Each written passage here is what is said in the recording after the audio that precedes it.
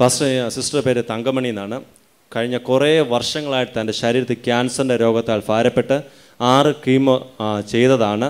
എന്നാൽ കഴിഞ്ഞ കുറേ ദിവസങ്ങൾ മുമ്പ് ഇവിടെ കടന്നു പ്രാർത്ഥിച്ചതിന് ശേഷം പോയി ചെക്കപ്പ് ചെയ്തപ്പോൾ ആ ശരീരത്തിൽ ക്യാൻസറിൻ്റെ യാതൊരു അണുക്കളും കാണുന്നില്ല.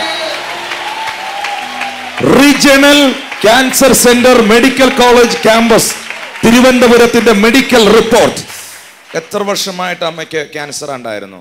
3-4 വർഷം കൊണ്ടുണ്ടായിരുന്നു ഡോക്ടർ പറഞ്ഞു. ഉണ്ടായിരുന്നു, അറിഞ്ഞില്ലായിരുന്നു. അങ്ങനെ ഒരു സീരിയസ് സ്റ്റേജിലാണോ ഹോസ്പിറ്റലിൽ? മുട്ടിന് തേയ്മാനമായിട്ട് ചികിത്സിച്ചുകൊണ്ടിരുന്നായിരുന്നു. കുറേ ഹോസ്പിറ്റലിൽ പോയിട്ട് ശരിയായില്ലായിരുന്നു. പിന്നെ ലാസ്റ്റ് റീജിയനിൽ കൊണ്ടുപോയത്. എത്ര കീമോ എടുത്തു? 6 കീമോതെറാപ്പി ചെയ്തായിരുന്നു. 12 പറഞ്ഞെടുത്ത് 6 ചെയ്തുള്ളൂ. വ്യാപിച്ചായിരുന്നു, മൊത്തം വ്യാപിച്ചു, ശരീരം മുഴുവൻ വ്യാപിച്ചു. വേറെ ഡോക്ടറെ കൊണ്ട് കാണിച്ചപ്പോൾ ആ ഡോക്ടർ പറഞ്ഞ് 6 മാസത്തെ കാലാവധിയുള്ളൂ, ഇനിയും ചികിത്സിക്കണ്ട, ഓപ്പറേഷൻ ഒന്നും ചെയ്യണ്ടെന്ന് പറഞ്ഞു.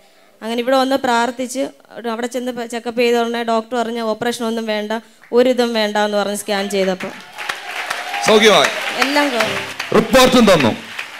ഈ കുടുംബവുമായി ഞങ്ങൾ ഒന്നിച്ച് നിൽക്കുമ്പോൾ ജീസസ് ഈസ് അലൈവ് എന്ന ടെലിവിഷൻ പ്രോഗ്രാം കാണുന്ന എല്ലാ പ്രേക്ഷകരും ശ്രദ്ധിക്കണം.